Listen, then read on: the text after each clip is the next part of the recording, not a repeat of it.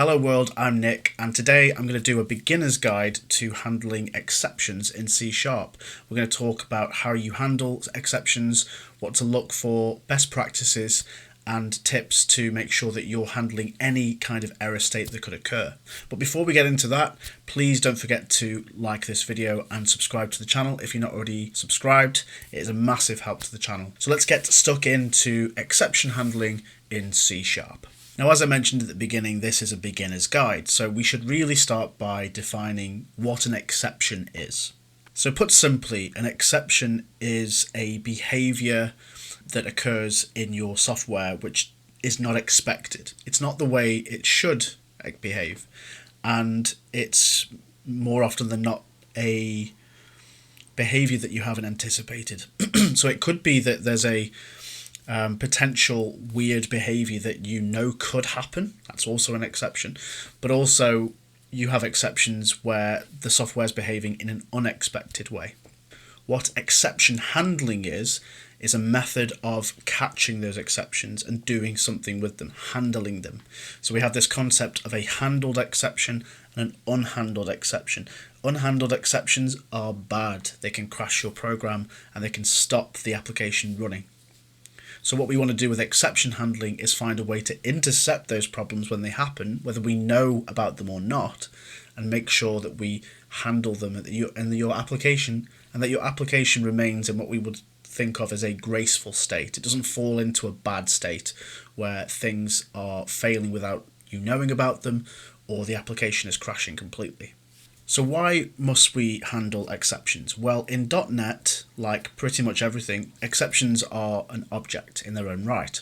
They derive from the system.exception class. You'll see when you're developing C# a lot of different exception types. You'll see exceptions like the null reference exception object, which happens when you have a null reference. If you are doing some mathematical calculations and your code somehow tries to divide by 0, which is a big no-no, it will throw in a divide by 0 exception. So you have derived exception objects that Microsoft provides in .NET as standard, which all derive from this system.exception class. There's also the concept of custom exceptions. So while Microsoft provides those built-in exception types, you can also create your own, which we'll talk about later on in the video. So any of these exception types could be thrown, as in when we say thrown, it means it interrupts the flow of execution of your program whenever any of the potential exceptions occurs, or whenever a problem arises during the execution of your code. So the actual error, when it's thrown, is passed up the program's stack until it's either handled or the program ends. And this is what's referred to as bubbling up. So if you ever hear someone say the error is not bubbling up, the exception's not bubbling up, or the exception is bubbling up, then that's what that means. It means that somewhere deep down in the stack of execution, an exception has occurred and it's been thrown and it's bubbled up the stack to the point where it's either been handled or not handled. Exception that's not handled in .NET is referred to as an unhandled exception. This will more often than not crash your application, or at least prevent it from progressing in any kind of functional way, as the exception bubbles up to the top of the stack and nothing's there to handle it, and therefore the program just can't continue in a normal way. So as developers, it's our job to use good practices with error handling and exception handling to make sure that this doesn't happen. So let's take a look at an unhandled exception then. So I'm going to make an unhandled exception occur. So I've got a console application here, and the entry point main is simply just going to read a file, and it's going to read the text contents of a file that sits within args. So args being the command line arguments that you would have passed in. Now I've not specified any arguments, so the actual args array that you can see here will be null. There won't be anything in it. And so when read all text goes to find the file name from this value here, it should throw an unhandled exception because there's nothing in args index 0. So let's run this and let's see what happens. So we start the application, and because we're in debug, we get a pause, we get a breakpoint in the execution of the code, and we can see that Visual Studio is saying we have an exception unhandled. So mission accomplished. We've been able to replicate an unhandled exception, because we are just assuming that this value args0 has what we want, and in some cases it may not. You may have fetched that file name from a specific computed variable. There may be some other procedure which gets the file name. If that procedure fails for whatever reason, then you may unwittingly not have a file name and then pass that to this method here, which will then fail. So we need to be able to handle this somehow. Now, in the information Visual Studio has given us, we can see also the type of exception that was raised. So this is usually a massive clue as to where you would start your troubleshooting when you see an exception. So I mentioned before that system.exception is the base class for exceptions, and then other exceptions derive from it. So we can see here we've got an index out of range exception. And that is essentially saying that the index in the array that we're looking at is out of bounds because there is no args0, it doesn't exist. So there's several other things we can look at here as well. So we can say show the call stack, and the call stack is essentially just the stack that executed before the exception was thrown. So as we can see here, demo console .program.main. So that's the method that ran and then the exception happened. So this is throwing very, very low down in the call stack. If we click View Details, we see a lot more data. So an exception will always have a message. So whenever you look at an exception, you should be able to look at its message. If the exception contains other exceptions, which is a more advanced topic that we can look at in another video, then you would see that in the inner exception. But for this, that doesn't apply, so it's null. The source would be the assembly which is throwing the exception, which in my case is my application, demo console. But stack trace is also a very important part of an exception. We can view this to see what happened at where in the stack essentially this failed. And as we said before, this has happened very early on in the stack. It's happened at main. So you would use exception stack traces to find where your application is failing, where the exception is being thrown.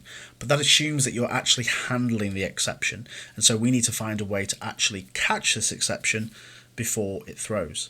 Before we do that, let's take a look at another example of an unhandled exception. So if we change this, for example, to a string and specify the file path to a file that we know doesn't exist. So see some file that does not exist .text. That definitely does not exist on my machine. So we'll run it again, and again we get another unhandled exception, but this time it's a different type of exception. This time the exception type is part of the system.io namespace, and it's file not found exception. And the message is could not find see some file that does not exist .text. So that would be this exception.message would be this value, and then we have a stack trace just like any other exception where we can see where things actually failed. And we do have a little bit more information here. It seems that it got further on in the stack before the application failed. So you can see it started at main, then we have read all text, and all these other sort of internal methods would have fired until it eventually was not able to get to the file that it was trying to get to, and it threw the appropriate exception.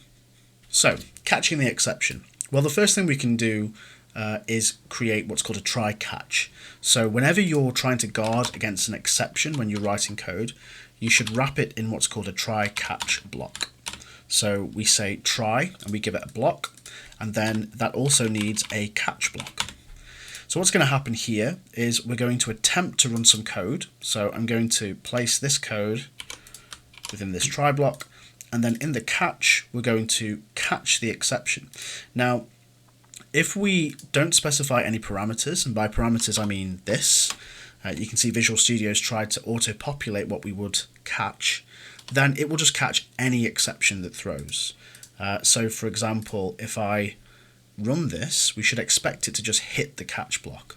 But then that's kind of not very useful for us if we want to actually inspect the exception. But what it does mean is that in the catch block we can do something else instead. So we could say, actually, okay, if this throws an exception at any point, do X. It could be, send a message to the user via a pop-up or something like that. But in most cases, we want to actually inspect the exception that's been thrown. So we do this by specifying a parameter. So we would specify the type of exception. Now again, if we wanted to just catch all exceptions in order to view the content, we could just specify the base type of system.exception, and we'd give that a name, usually X. So this is now going to catch any exception, but the difference is that it's actually going to give us the instance of that exception so that we can take a look at it when it throws. So we could do things like inspect x.message, that would give us the message for the exception. We could get the stack trace, we could get the source if we were getting an exception from another library or assembly, and we could also look at any inner exceptions, again, a more advanced topic for another video. Now, because this is a console application, we could simply take the message of the exception and log that out to the console so the user can see the exception message that was thrown. You can either do that or you could make your own more user-friendly message. But, in most cases, if it's appropriate, you could just show the message that came from the exception. So we could say console.writeLine and then x.message. Oh, it shouldn't need to string, it's already a string. So we could just say x.message. So if we run this again, we can see it hits the catch block, we've got an exception, and if we inspect this, you can see all the different properties of that exception. So message could not find file, we can see the stack trace, all the useful information about what's happened, and then because we've caught it performing this action here, which is to write it out to the console, and actually the console is going to close. So what I'll do is I'll just keep the console open. So console.readLine. And then I'll get rid of this breakpoint and then we'll run it again so we can see it log out to the console. And there you go. You can see we've logged a message out to the console. We've handled the error. Okay, in terms of UX or user experience, might not be the best because not everyone wants to just see a message from an exception, but at a very basic level, this has handled the exception. It hasn't crashed the application. So the difference being here that it's been able to proceed and get to this console.readLine in order to continue the execution of the program. So you've technically handled the exception. Now, what if we want to only catch very specific exception types? What if we want to be a little bit more forensic about this and say, okay, if the file isn't found, then I want to handle that exception in a very specific way. So what you could actually do is have multiple catch blocks if you want to. And in one of the catch blocks, we will change the type of exception so that it will only enter that catch if the exception being thrown is that type of exception. So for example, if it was a file not found exception, it would catch in that block. If it was a divide by zero exception, you'd have specific logic to handle that. Still keeping this, if you wanted to still have the overall catch logic, so that if you wanted to catch an exception type you hadn't thought about, then you could still keep this, or you could just take away this and have a generic catch, and then if you wanted to be really vague, could say error. Now that's not what you want to do because that's not really giving you much information. So I would keep the exception type there and then just log out the message on that exception. But what I want to do is put another catch block above, and then this time I'm going to be catching a file not found exception. So for this one, it will jump into this catch block and then we can write a specific message. So we could say console.writeLine, and then I'll say error retrieving or error reading file, error detail, and then I could put inside that string the x.message. So then I might try to find an alternative file and do something different. But the key message here is that you're handling a specific exception in a different way. And I would say this is a much better practice because you're being a lot more granular. You're saying these are the exceptions that I anticipate happening, and this is what I'm going to do in that specific exception situation.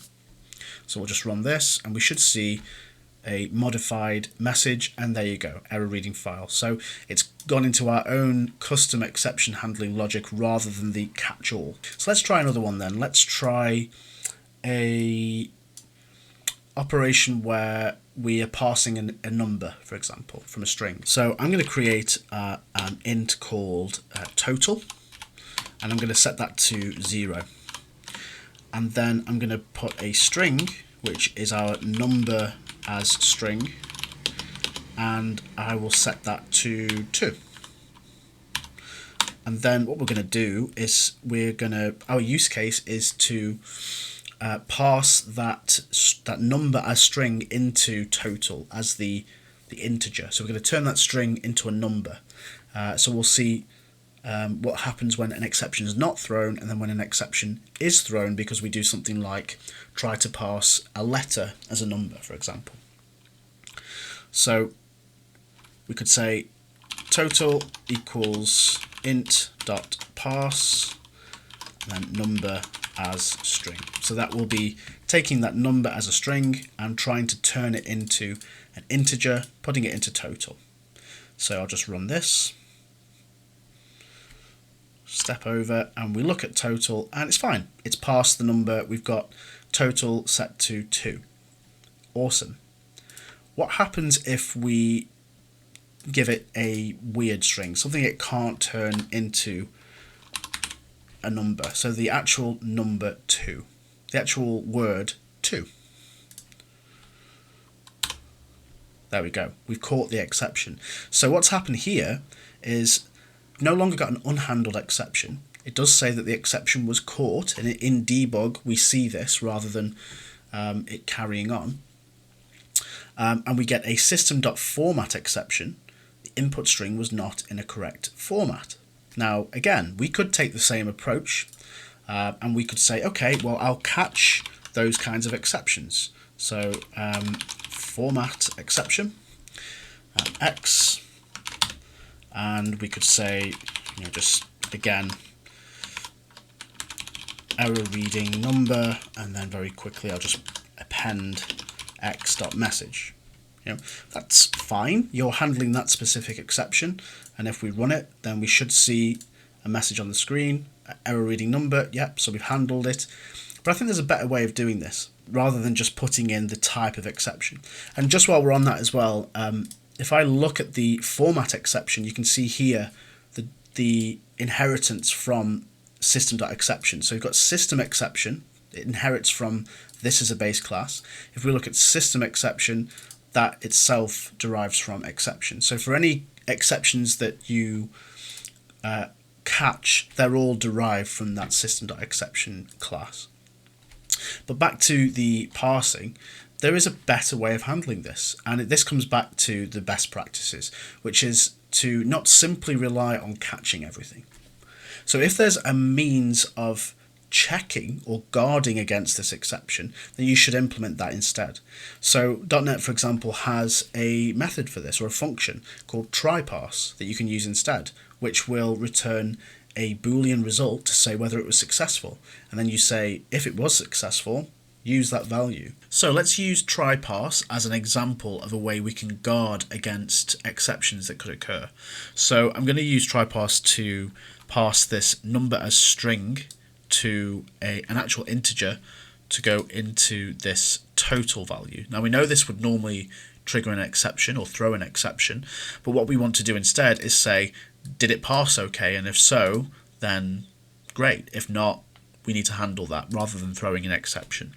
Let's just put in int.tryparse so we can see what we're dealing with. So that requires us to pass in the string we want to parse, so number as string, and then we want to put that into total. So we use out as an output into total. Now, this on its own is kind of useless. It's going to try and do the parsing, but we don't actually know what happened to it. If we hover over tryparse, we can see that it actually returns a bool. So we can say if int.tryparse, meaning if it was successful, then do X. Otherwise, or else, do something else. And so this is an example of how we can handle or guard against a potential exception rather than just relying on things getting caught. So obviously this is going to fail. So, we could say happy path means everything's good, and sad path meaning everything didn't go to plan, but we can do something about it. So we'll start this console app so we can see how this plays out. We hit the breakpoint on try parse and we're expecting this to return false. And it does, because 2 as a string, TWO, will not parse into an integer. And so we've hit our sad path. If we change this to the number 2 as a string, it should return true. And there we go, we're in the happy path. So this is an alternative, but I think a better practice for managing errors or potential errors. This is what I would term as guarding against potential errors.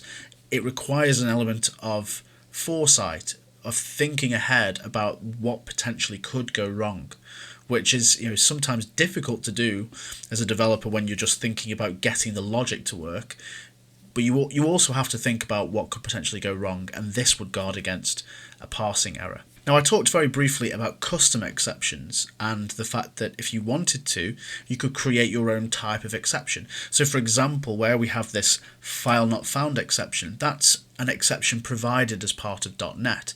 You may have a very specific exception that you want to throw. And so all you have to do to create one is create a new class with the name of the exception type you want to use, and then derive that from exception. So let's do that now.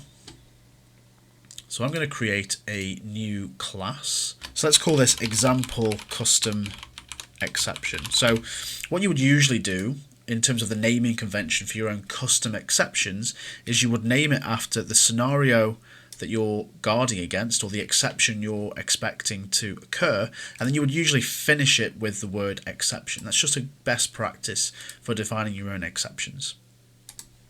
We'll create this path. I'm going to change this to public, and then I'm going to derive from exception.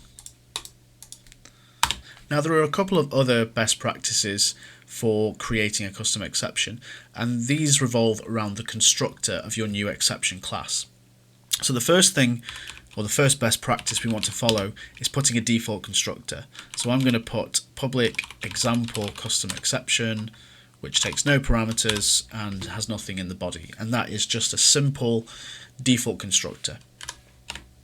Then we want to be able to make a constructor which will accept a message, and it will pass that message to the base class. So that means that when the exception is eventually thrown, that somebody on the other side can actually inspect the message and see what it says. Now you can see Visual Studio is already suggesting how we set this out. If I press tab, it will just insert that in for me. So actually, this is already done. And I'll explain a little bit what we're seeing here if you haven't worked too much with base. Base is essentially saying when you pass through your parameters in this method, you're also passing that parameter to the base class that you've inherited from. So we're passing this message to the message property on exception. And so you can see here is where we would be sending it to. The third constructor that you'd want to put in is one that can take an inner exception. So I mentioned in some of the earlier parts of the video that you can actually have exceptions within exceptions.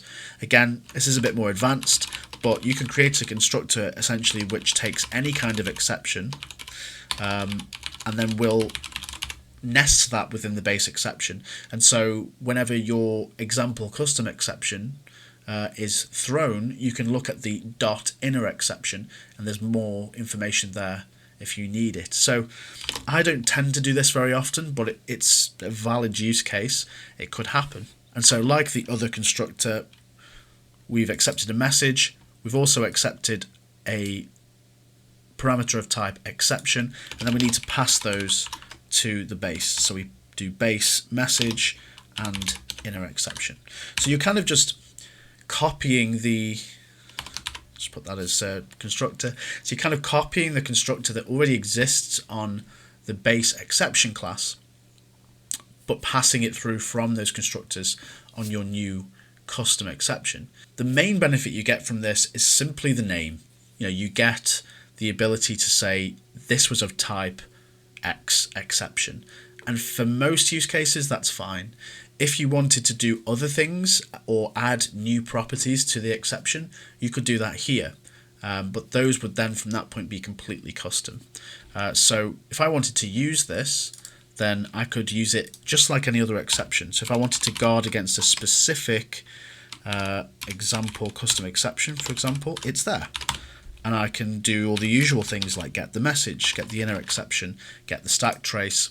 I could also throw my custom exception if I want to.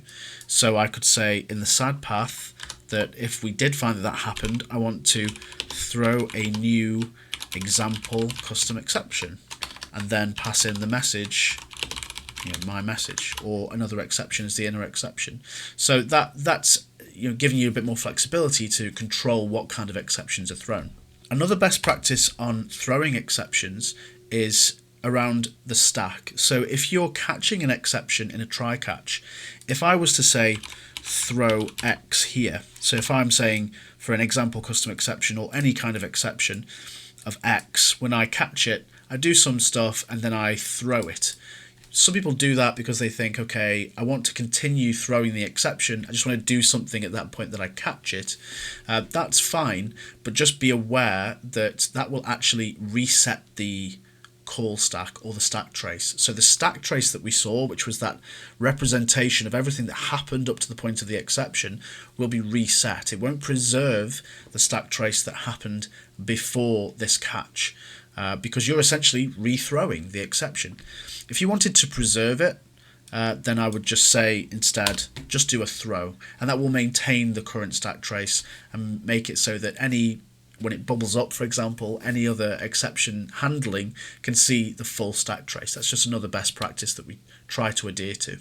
So let's sum up with the main takeaways from this video, the main best practices we want to achieve when we're handling exceptions. So number one, catch exceptions wherever you can. So if in doubt, use a try catch. If you think that something might throw at some point but you're not sure where, wrapping it in a try catch means that you're always going to catch it. At the very least, if you just put catch on its own, it's going to catch everything. Or if you want to inspect the contents of any exception, regardless of what it is, then catch an exception of type exception, that base class exception that will get everything. Number two leads into the first best practice, which is unhandled exceptions, making sure that you are not in a situation where an exception could bubble up without being handled, because in a lot of cases it could crash your application or leave it in an unexpected state. Where possible, guard against exceptions, so don't just rely on things being wrapped in a try-catch statement. Make sure that you're actively checking to see if you can prevent exceptions or handle them before it gets to the point where where something's been caught. Try not to throw X or the instance of the exception that you catch. So if you catch something and you need to rethrow, just use throw. In most cases that's fine. If you need to reset the call stack or the stack trace, then throw the instance of that exception. And lastly, create your own exceptions when it makes sense. If you're guarding against a file not being found and you anticipate that being caught, then there's an exception type for that. But if you've got a super specific edge case that you think could happen, which relates to your own business rules, maybe something like CRM lead not saved. That's very specific. You may have a CRM lead not saved exception. So, then create that as its own exception so that then you can be very specific about how you handle that error should it materialize. So a combination of these practices, making an effort to try and think about error handling as much as possible, in most cases will improve the way error handling is carried out in your software. There's no hard and fast rule, but these best practices do try and make it somewhat consistent. If you enjoyed this video, please don't forget to leave a like and do subscribe if you're not already subscribed. Please leave a comment below if you're having trouble with error handling or any other specific subjects relating to .NET, and I'll be happy to help. And I will see you next time for some more .NET content.